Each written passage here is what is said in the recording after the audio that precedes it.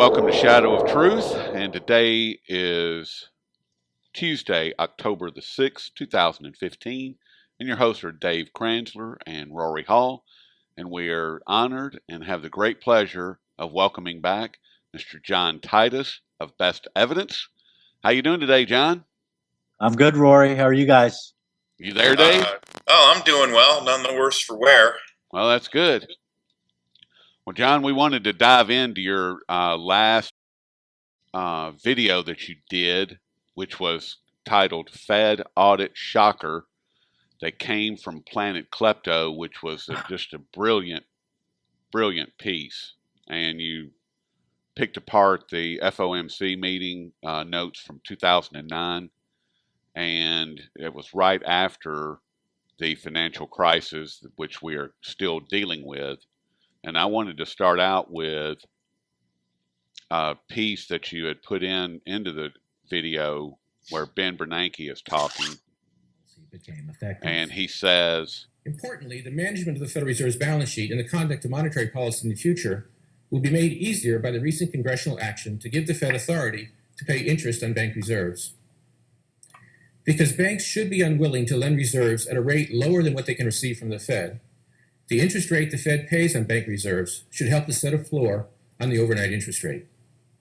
That the explosion in excess reserves has an equal and opposite echo in reduced lending is one of the more breathtaking phenomena of the bailout era, curiously ignored by all financial media, and yet here it is.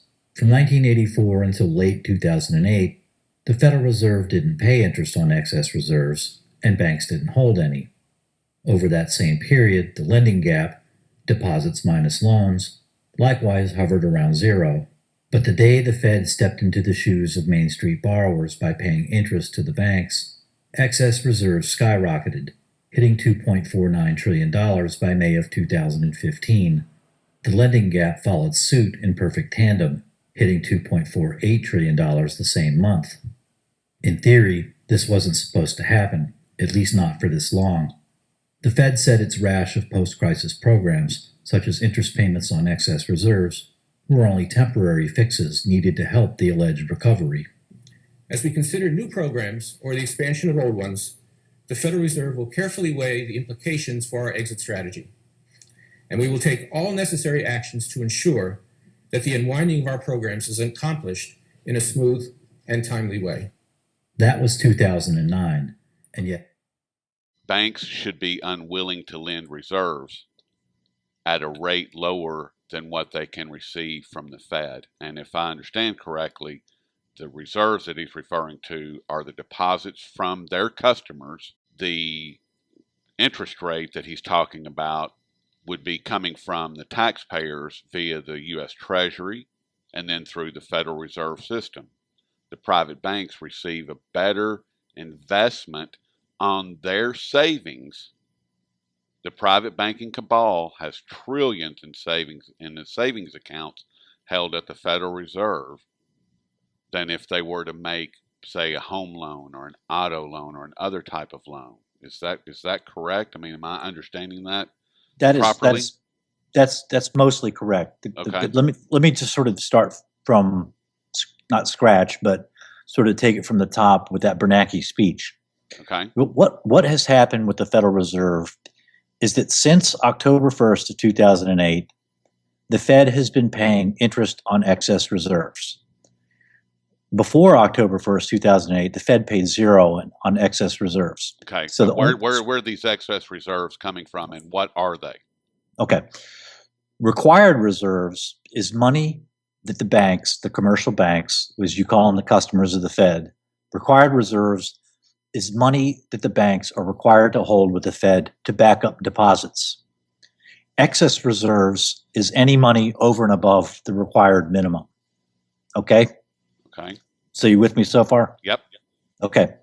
Up until October 1st, 2008, the Fed paid interest only on required reserves. It did not pay interest on excess reserves.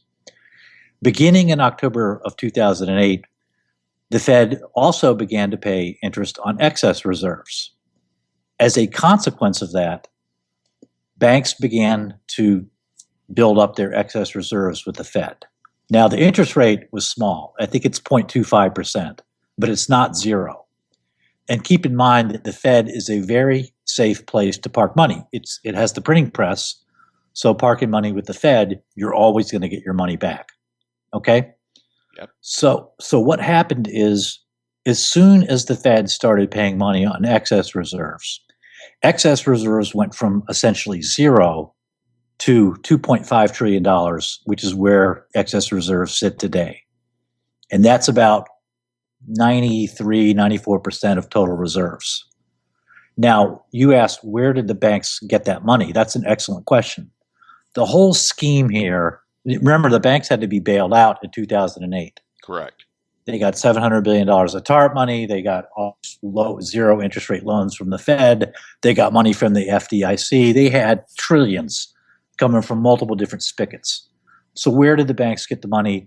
Since they had to be bailed out, they were all broke in 2008. Where did they get that money? Well, the answer is, and this is what the video really goes into, the banks sold mortgage-backed securities to the Fed. Now, they sold them through the conduit of Fannie Mae, Freddie Mac, and federal agencies, but ultimately the banks sold their worthless mortgage-backed securities to the Fed.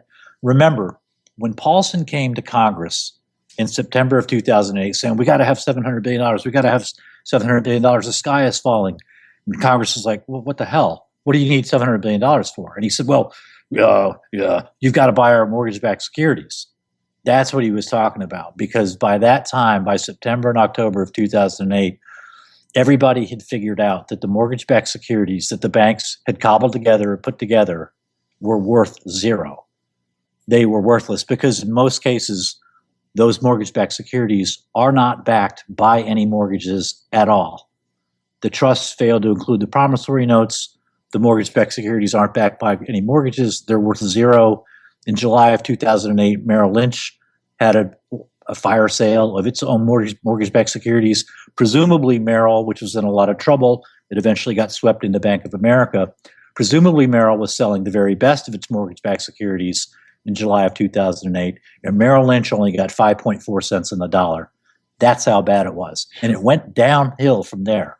So what has happened since 2008, in October 2008, the Fed knew that the mortgage-backed securities were worthless. The banks knew that their mortgage-backed securities were worthless. So the plan was, let's let the banks dump their mortgage-backed securities onto the balance sheet of the Federal Reserves, and we will turn around, pay the banks money for worthless mortgage-backed securities. I think they've bought $1.7 trillion so far. And on top of that, once we turn around and give the banks money, $1.7 trillion for this worthless rot, we will, on top of that, then pay banks interest on their excess reserves. So not only are they getting bailed out by being paid over 100 cents on the dollar for worthless mortgage-backed securities, the banks then turn around and park that money with the Federal Reserve, and the Fed pays the banks interest on the money. And that interest comes from the taxpayers, right? Because it comes from the Fed. Well, but we give the Fed their income by way of the Treasury when the U.S. Treasury, and this is really the crux of my question, is when the U.S. Treasury sells bonds and then issues currency, then the Federal Reserve issues currency, we pay interest on that currency, right? Well, ultimately, the Fed sells the Treasury sells bonds to the banks.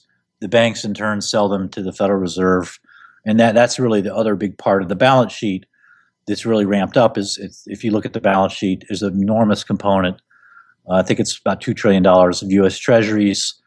It's $2 trillion now. It was about $400 trillion before. So whatever interest is being paid there, yeah, that does come ultimately from taxpayers. Exactly. So not only have we bailed them out on multiple fronts for back in 2008, 2009, we're still bailing them out. We're actually paying for our own demise. That's correct. And then there's a lot of ways that the banks are being bailed out that are hidden or that are non-obvious. I'll just call it that. For example, no one has been prosecuted for any of the admitted crimes that these banks have committed, and instead the banks pay small fractions of the purloined money. In other words, you steal $1 billion, you get fined for, say, $100 million. Not only are you going to pay the fine from future theft, but you're going to continue to steal.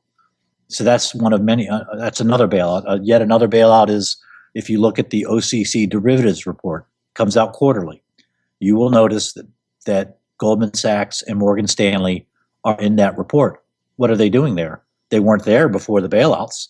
Well, the answer is that they entered that report when they got their commercial banking licenses as part of the big bailout package in 2008.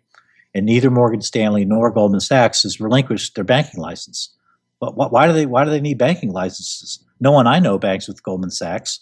No one I know banks with Morgan Stanley. Why are they being backed up by why is the OCC the regulator of investment banks? I don't understand. And the answer is it's a way to get their derivatives mixed in and get that exposure covered ultimately by the FTC via counterparties to their derivatives. And so there's the bailouts just go on and on and on and on. There's both financial, like you're talking about, and there's non-financial bailouts too, like the lack of prosecutions, the banking licenses, and it never ends. So if I understand correctly, all of this is sanctioned really by the government at this point. I mean, the regulators don't see anything. There are no regulators. They're all owned by the banking cabal itself. And so we're just an ATM. Our labor is merely an ATM to the banking cabal and ultimately the Federal Reserve. It's worse than being an ATM. You're more like a body that's being harvested for organs. That's what you. I'm serious. I know. I agree with you. It's disgusting. I mean, the Justice Department is owned by the banks. Congress is owned in whole by the banks. They're all corrupt, every one of them. And so really the only branch of government that isn't completely overrun and completely corrupt by banks is really Article 3, the courts. And there are some, there are 850 members or some odd of federal judges. And not, there's some really good federal judges out there who know the score, Jed Rakoff being the prime example. But the other two branches of government, they're gone. Those federal judges, though, John, I kind of would disagree there. I think the control of the judicial system has been infected because none of those federal judges, including I believe Rakoff, will approve an independent audit of the Fed.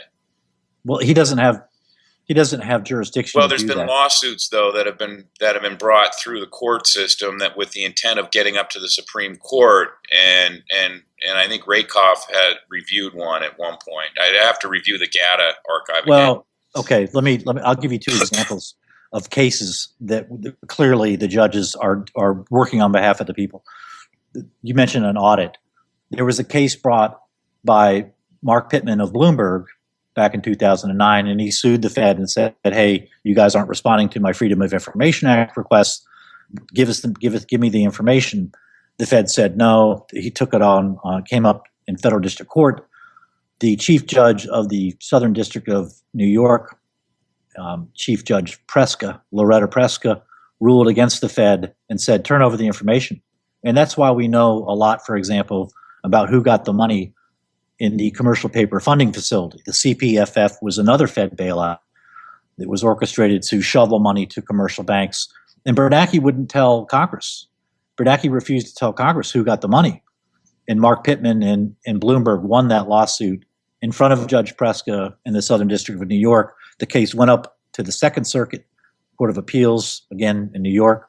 They went with Preska. They ruled against the Fed. The Fed tried to get petition for cert from the U.S. Supreme Court. The Fed itself didn't do that. It did it through its arm, the Commerce Clearinghouse. It went up to the Supreme Court. Supreme Court said, no, we're not going to grant cert. We're going to let the ruling stand. And so that's why we know what we do about the Fed from the efforts of Mark Pittman and Fox News.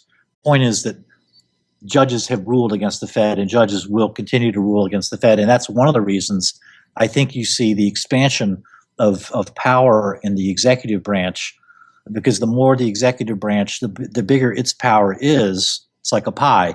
The bigger one wedge gets, the smaller the other wedges get. And so you see this expanding power in the executive branch, in particular the Justice Department. And one of the reasons you see that is that not all the judges are. There are some very good judges out there who know the deal and aren't going to let these criminals act the way they do. He went the distance. He was a party. Judge Rakoff was a party to an appeal where the opposing parties were the SEC and one of the banks. I mean, how much complicity do you need to see here between the banks and the government? They're one and the same, and Rakoff knows that. So there are good people in the federal judiciary, for sure. Well, I guess in summary, though, it's on the decline, and the control of the courts is more and more shifting towards the banks and the large corporations. And obviously, if the TPP legislation gets passed, it'll override all of that and make it completely irrelevant.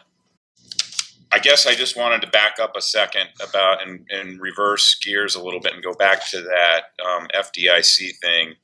And I think it was the budget bill last year that when it was passed, it contained provisions in it that let the commercial, or that let the newly crowned commercial banks who were bailed out by the taxpayers, et cetera, to move their derivatives up to their holding company. And Citicorp played a big role. They basically wrote the provisions in that legislation. The provisions that allowed the banks to do that were buried in the budget bill.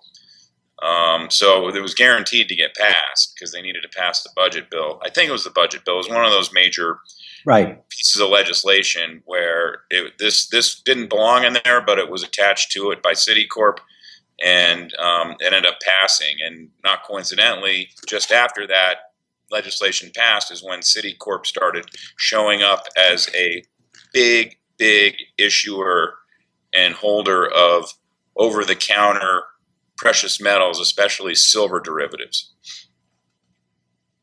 Yeah, well, that's the latest of many examples of banks writing legislation and basically injecting it into a bill in Congress, and it gets passed without any resistance whatsoever. And there's a long line of examples of that. Essentially, any financial legislation that's written these days, it doesn't come from inside of Congress. It comes from, well, a lot of it comes from New York, but I think that the even greater problem is that much of the legislation and much of the worst legislation ultimately comes from Basel, Switzerland. And down the road, I'm going to have a video explaining essentially that the U.S. government is no longer a sovereign government, that it takes its direction in large part from Basel, Switzerland, and from the Bank for International Settlements generally, and the Financial Stability Board in particular. And so the ultimate point, though, is correct that you make, which is the legislation, the people of the U.S., even indulging the fiction that we're represented by Congress, the people have no representation because the bills aren't coming from Congress. They're coming from lobbyists, and they're coming from a global banking cabal. And the CFR, our foreign policy is written by the CFR and the Trilateral Commission. Like you said, the banking regulations are written by the Bank for International Settlements and possibly the IMF, but IMF is merely a puppet as far as the understanding that I have is that they're just a puppet of the BIS. So, I mean, it's ridiculous. I am so sick of all of this corruption and criminality, but I digress. So, speaking of criminality, I thought it might be interesting to talk about Bernanke's latest attempt at a mea culpa in public, where he came out and said that a lot of these Wall Street executives should have been prosecuted and put in jail. And John, I know you've dug up some interesting statements or information from the 2009 Fed transcripts that you poured through, which kind of show, if anything, Bernanke should be part of that group that's in jail. Do you want to talk about that? Sure. There's two separate things. First, let's talk about this notion that comes from Bernanke that people and banks should have been put in jail. That's an interesting thing that he just said, because there's a video from 2010. It's a Federal Reserve conference held in Atlanta where Bernanke is on stage and he is right next to Alan Greenspan. And Alan Greenspan seems to be suffering like a senior moment, a moment of candor where he begins to spew the truth. And the other people on the stage, including Bernanke, are getting very, very uncomfortable. And Greenspan says, well, of course there's fraud all over Wall Street. There was rampant fraud committed. We don't need new laws to correct this. It's straight up fraud. Certainly crimes were committed. And the reaction that Ben Bernanke had when Greenspan goes off in this little toot is just priceless. You have to watch Bernanke's face. The guy should not be anywhere near a poker table, because his face drops. He drops his head into his hands like, oh my God, what is Greenspan saying? This guy's going to get us all killed. So it's interesting that Bernanke would now come out after the statute. See, in 2010, the statute of limitations on fraud hadn't run, right? Those crimes were committed 2006, 2007. Statute of limitations on fraud is 5 years. So when Greenspan says this, oh, fraud and crimes were committed left and right, it's still a live wire. Statute of limitations hasn't run yet. So Bernanke coming out now and saying, well, yeah, sure, a lot of people should have gone into jail. What does he care? Statute of limitations is run. So that's the first thing. The second thing, I made a video on the second thing, which is, it's interesting that Bernanke now wants to blame Congress and say, oh, well, the fault, the whole problem with the financial crisis and everything else, go blame Congress. Well, I have a video out. It's called Ben Bernanke's Sovereign Deception. It proves beyond a shadow of a doubt that Bernanke went to Congress on the eve of the bailout, told Congress there's going to be a huge meltdown of commercial paper. It's going on right now. And unless you pass this TARP, unless you pass the bailout, we're going to have an absolute meltdown of commercial paper. The significance of the story about commercial paper is that was the linkage between Wall Street and Main Street. Because Main Street, remember, when the bailouts first proposed, Main Street's going over our dead body. Opposition to TARP was 100-1. And so the powers that be had to come up with a story saying, yeah, well, what is the story? So what if Wall Street goes down? And they came up with this cockamamie story of commercial paper. Well, if the commercial paper market melts down, commercial paper is just money, is IOUs that ordinary businesses write to cover short-term expenses. And so the powers that be said, well, it's commercial paper. If you don't give us $700 million, the commercial paper market's going to melt down. And that was what Bernanke told Congress. But what was really going on is there was no meltdown in commercial paper on Main Street. Non-financial commercial paper didn't even register a blip throughout that whole crisis. It was rock solid. It was financial commercial paper from Wall Street that was headed downward, but it wasn't even headed down that bad. And so the Fed itself actually released a paper about 10 days after TARP went through. TARP went through on October 3rd, 2008. The Fed releases a paper October 15th, 2008, showing there was never a problem in non-financial commercial paper. Well, how do we know that Bernanke knew that commercial paper wasn't a problem? Because he had in his back pocket, Bernanke himself was planning to release and working on the commercial paper funding facility. He just didn't tell Congress about it. And he didn't pass, the Fed didn't even announce the commercial paper funding facility until October 7th, which is 4 days after the bailout passed. So in other words, he goes to Congress and says, oh, there's a meltdown of commercial paper and we need the TARP money, and Congress passes TARP. And then after he gets what he wants, which is TARP, only then does Bernanke say, ta-da, I've got my own commercial paper funding facility. Fooled you. Because if he had told him, he's not in front of a firing squad. Well, he wasn't under oath when he told Congress that, but I mean he misled Congress. There's a statute out there. I think I don't want to quote the statute. I don't really know what it is, but there's a statute that says you don't have to be under oath to go to jail for lying to Congress. You have to be under oath to commit perjury, but there's more than one way to go to jail for lying to Congress. Ben Bernanke should be in jail. He should be in prison. At the very least. Yeah, I'll take prison. agree. That'd be a W. Well, Rory, do you have anything else? We don't want to take up too much of your time, John.